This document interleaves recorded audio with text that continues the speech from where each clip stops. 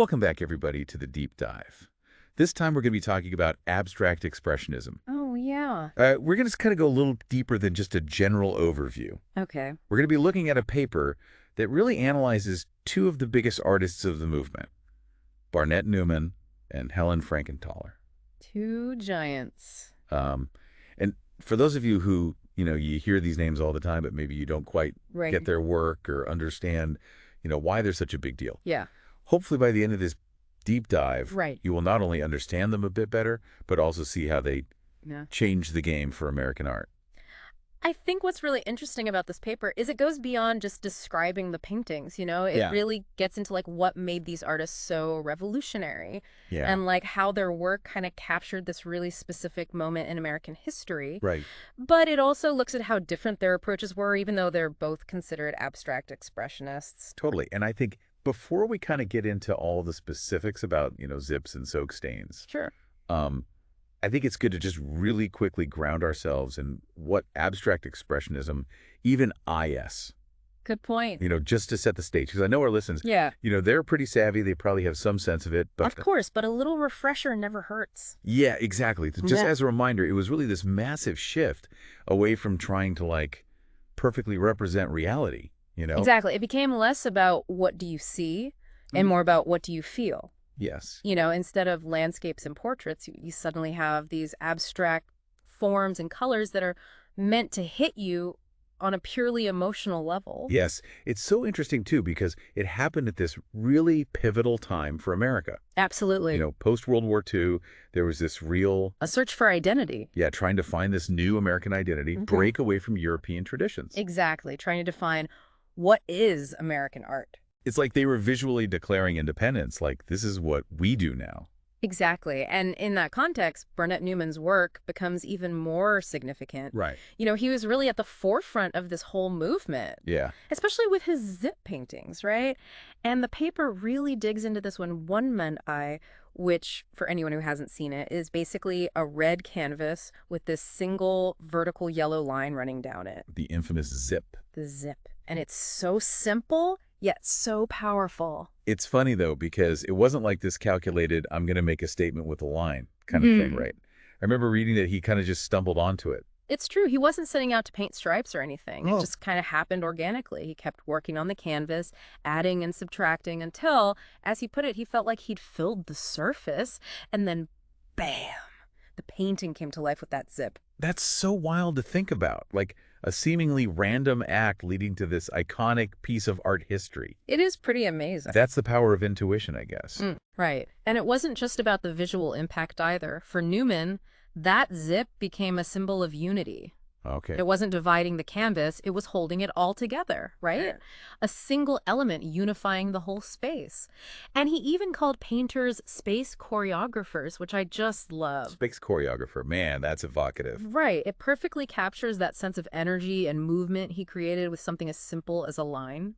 And it's interesting, too, because if you think about all the anxieties going on in America at that time, Oh, absolutely. post-war, Cold War, conformity, All of that. that zip kind of takes on a whole new meaning, doesn't it? Totally. It becomes almost like a yearning for unity amidst all this fragmentation, right? The striving for something to hold it all together, which I think is a very American ideal. Absolutely. And that makes me even more curious about Helen Frankenthaler because she was also an abstract expressionist, but her work feels so different from Neiman's boldness. You're right. It is very different. It's almost like she went in the complete opposite direction. In a way, she did. It's like where Newman was all about this strong statement, Yeah. Frankenthaler is exploring something way more subtle. Absolutely. Much more introspective. Yeah, more like internal. And she achieved that through this really innovative technique she developed, the soak stain. Okay, the soak stain.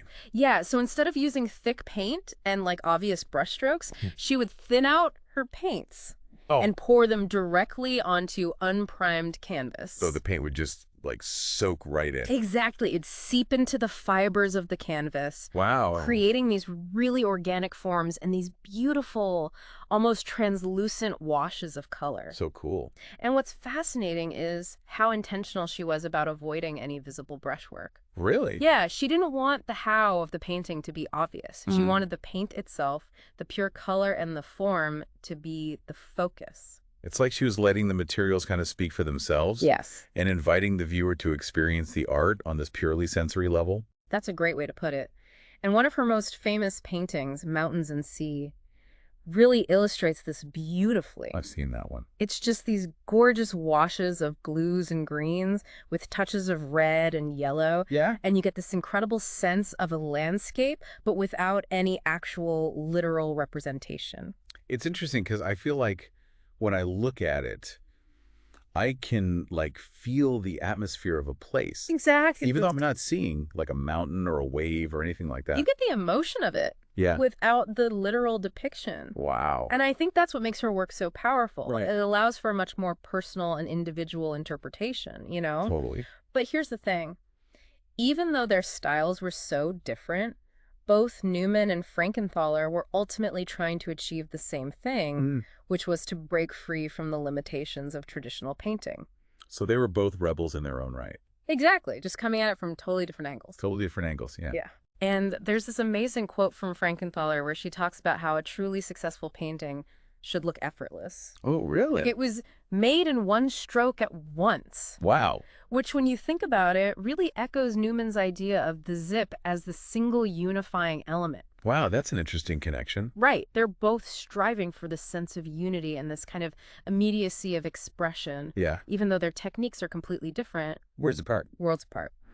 And another striking similarity is their understanding of space. Okay. You know, Newman fills the canvas with his bold zip, while Frankenthaler leaves these large areas unpainted. Right. But both artists viewed the entire canvas, the painted in and the unpainted parts, as equally important. So even the blank spaces become part of the whole composition. Absolutely. It's almost like a pause or a breath in a piece of music. It's a great analogy. It's all about creating balance and tension and guiding the viewer's eye across the canvas in this really deliberate way. Now, the paper also brings up this really interesting quote from Clement Greenberg, Okay. who was this really influential art critic who championed abstract expressionism. I think I've heard that name. Yeah, and he said that the limits of modernism could be pushed back indefinitely before a picture stops being a picture and turns into an arbitrary object. Okay, that's kind of a dense quote. Yeah, it is a bit. So what do you think he's getting at there? Well, I think essentially he's saying that artists could keep pushing the boundaries of abstraction Okay. further and further without losing what makes a painting a painting. Hmm. It's this delicate balancing act. Yeah. But he believed that as long as the work evoked an emotional or intellectual response from the viewer, Right. it was still valid art. That makes sense. And both Newman and Frankenthaler really demonstrate that beautifully, right? Yeah. They took abstraction to new levels, but their work still resonates with people on this really deep level. It's like they pushed the envelope but didn't go completely off the rails.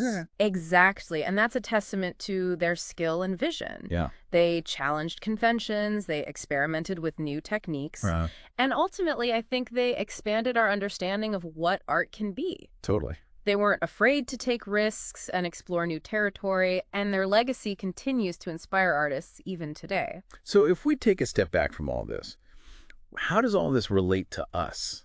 You mean, like, the viewers? Yeah, like what should we be taking away from all this? What's the main point? That's the key question. Yeah. And it kind of leads us to the thought-provoking question that the paper leaves us with.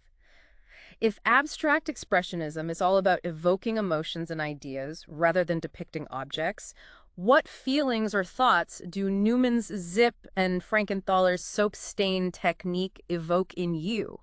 Wow. What might these artists be trying to communicate beyond just literal representation? Yeah, that really hits home because it makes you realize that they're not just giving you something to look at. Right. They're inviting you to participate, to bring your own experiences and interpretations to the work. Yeah. Yeah, it's like they're saying, here's like the raw material, the essence of an idea or a feeling.